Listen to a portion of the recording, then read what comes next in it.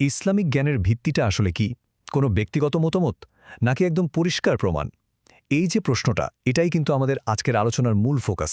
চলেন এই জরুরি বিষয়টা নিয়ে একটু গভীরে ডুব দেওয়া যাক। একবার ভাবুন তো, আমরা যে তথ্যের ওপর দাঁড়িয়ে আমাদের বিশ্বাসটা তৈরি করছি সেটাই যদি ভুল হয়, মানে যদি অর্ধসত্য হয়, তাহলে আমাদের বিশ্বাসের ভিতটা কতটা মজবুত থাকবে বলুন তো? এই যে একটা গভীর প্রশ্ন, এটাই কিন্তু আমাদের আজকের এই পুরো বিশ্লেষণের চাবিকাঠি। আচ্ছা, আমরা তো এখন এমন একটা সময়ে আছি, তাই না? যেখানে চারিদিকে শুধু তথ্য আর তথ্য। তথ্যের কোনো অভাবই নেই। কিন্তু সমস্যাটা হলো সঠিক তথ্য খুঁজে পাওয়াটাই কঠিন। তো এই যে একটা তথ্যের মহাসাগর, এখানে কোনটা সত্যি আর কোনটা মিথ্যা, সেটা আলাদা করতে পারাটা যে কতটা জরুরি, সেটাই আমরা এখন দেখব। আর দেখুন, এই ব্যাপারটা কিন্তু শুধু ধর্মীয় জ্ঞানের জন্যই সত্যি তা না। আমাদের জীবনের প্রত্যেকটা ক্ষেত্রে যে কোনো সিদ্ধান্ত নেওয়ার আগে সত্যিটা পরিষ্কারভাবে বোঝার জন্য প্রমাণের ওপর ভরসা করাটা কিন্তু খুবই জরুরি। নালে কি হয়, আমরা খুব সহজেই ভুল ধারণা বা কনফিউশনের শিকার হয়ে যাই। এখানে একটু খেয়াল করুন, একদিকে আছে কি শোনা কথা বা নিছক অনুমান, এগুলা কি করে শুধু কনফিউশন বাড়ায়। আর অন্যদিকে আছে প্রমাণ বা দলিল, মানে যে তথ্যটা আপনি যাচাই করতে পারবেন। আর এটাই কিন্তু যে কোনো বিষয়কে একদম দিনের আলোর মতো পরিষ্কার করে দেয়।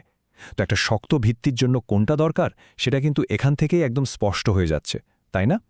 তো চলুন এখন আলোচনার একেবারে মূলে যাওয়া যাক। ইসলাম কিন্তু নিজেই একটা প্রমাণের ধর্ম। এখানে আন্দাজে বা ধারণার উপর ভিত্তি করে কোনো কিছু বলার সুযোগ নেই, বরং প্রত্যেকটা কথার পেছনে একটা পরিষ্কার দলিল বা প্রমাণ থাকতেই হবে। তাহলে প্রশ্ন আসে, ইসলামিক জ্ঞান বলতে আমরা ঠিক কি বুঝব?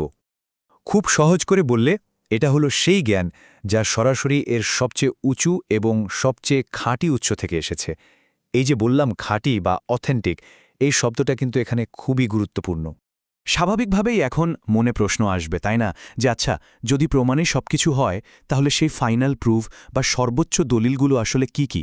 কোন জিনিসগুলোর উপর ভিত্তি করে জ্ঞানটা তৈরি হবে? চলেন উত্তরটা খুঁজে বের করি। এই সেকশনে আমরা ঠিক ওই ভিত্তিগুলোকেই চিহ্নিত করব যেগুলোকে ইসলামিক জ্ঞানের সর্বোচ্চ উৎস বলে ধরা হয়। আর এর মাধ্যমেই কিন্তু ভুল তথ্যের যে সমস্যা, তার একটা পরিষ্কার সমাধানও আমরা পেয়ে যাব। এর উত্তরটা কিন্তু একদম পরিষ্কার এবং সোজাসাপটা। ইসলামী জ্ঞানের দুটো মূল ভিত্তি বা সর্বোচ্চ প্রমাণ আছে। ১ নম্বর আল্লাহর নিজের বাণী, অর্থাৎ পবিত্র কুরআন। আর ২ নম্বর হল নবী সাল্লাল্লাহু আলাইহি ওয়াসাল্লামের বিশুদ্ধ আর প্রমাণিত হাদিস, মানে সহিহ হাদিস। এখন সহিহ হাদিস মানে কি? মানে হলো সেই সব কথা যা খুব কঠোরভাবে যাচাই বাছাই করে প্রমাণ করা হয়েছে যে এগুলো নির্ভরযোগ্য। আচ্ছা, এবার একটা খুব জরুরি পয়েন্টে আসি। আমরা তো প্রায়ই বিভিন্ন আলেম বা ইমামদের মতামতকে অনেক গুরুত্ব দেই, আর সেটা দেওয়াটাও স্বাভাবিক। কিন্তু প্রশ্ন হল, এই যে মূল উৎসগুলো, কোরআন আর হাদিস, এগুলোর সাথে তাদের মতামতের সম্পর্কটা কি? কোনটার গুরুত্ব বেশি? এই যে কথাটা স্ক্রিনে দেখছেন, এটা কিন্তু পুরো ব্যাপারটাকে একদম পরিষ্কার করে দিচ্ছে। ব্যক্তিটা যত বড়ই হোক না কেন, তিনি যত বড় ইমামই হন না কেন, সবকিছুর আগে প্রায়োরিটি দিতে হবে প্রমাণকে। আর সেই প্রমাণটা কি? কোরআন ও সহিহ হাদিস। মানে যে কোনো ব্যক্তির মতামতকে সবসময় এই দুটো মূল দলিলের পাল্লায় মেপে দেখতে হবে।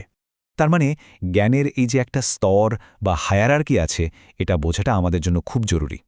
দেখুন, একেবারে টপে বা শীর্ষে আছে প্রাইমারি সোর্স, কোরআন আর সহিহ হাদিস।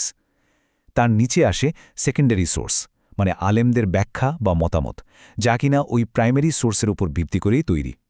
আর মূল নীতিটা একদম সোজা, কোনো মতামতই কখনো প্রাইমারি সোর্সের বিরুদ্ধে যেতে পারবে না। তাহলে আমাদের পুরো আলোচনার সারমর্মটা কি দাঁড়ালো? এটাই যে অথেন্টিক ইসলামিক জ্ঞান কোনো অনুমান বা ব্যক্তিগত মতামতের ওপর নির্ভর করে না। এটা দাঁড়িয়ে থাকে একটা শক্ত যাচাইযোগ্য প্রমাণের ভিত্তির ওপর। আর সেই প্রমাণটা আসে সরাসরি দুটো জায়গা থেকে, কোরআন এবং সহিহ হাদিস। তো শেষ করার আগে একটা প্রশ্ন রেখে যাই, জ্ঞান খোঁজার এই যে আমাদের যাত্রা, এই যাত্রায় যদি আমরা সবসময় কোনো ব্যক্তি বা মতামতের চেয়ে প্রমাণকে আগে রাখি, তাহলে আমাদের বোঝাপড়ার বিশ্বাসের ওপর এর প্রভাবটা ঠিক কেমন হতে পারে? এটা কিন্তু একটু ভেবে দেখার মতো একটা বিষয়।